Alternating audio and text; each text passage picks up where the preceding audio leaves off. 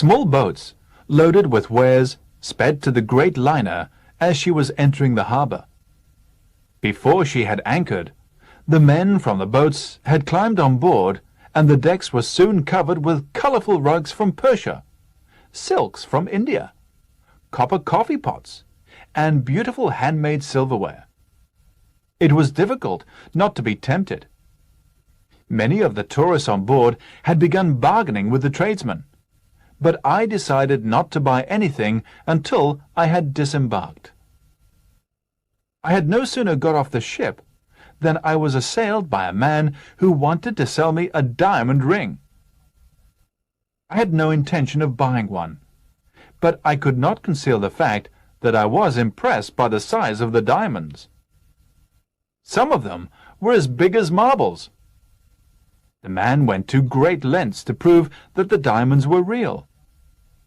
As we were walking past the shop, he held a diamond firmly against the window and made a deep impression in the glass. It took me over half an hour to get rid of him. The next man to approach me was selling expensive pens and watches. I examined one of the pens closely. It certainly looked genuine. At the base of the gold cap, the words "Made in the USA" had been neatly inscribed. The man said that the pen was worth £50, but as a special favour he would let me have it for £30. I shook my head and held up 5 fingers, indicating that I was willing to pay £5.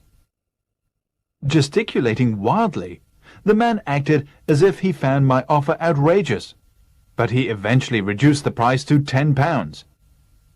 Shrugging my shoulders, I began to walk away when, a moment later, he ran after me and thrust the pen into my hands. Though he kept throwing up his arms in despair, he readily accepted the £5 I gave him. I felt especially pleased with my wonderful bargain, until I got back to the ship.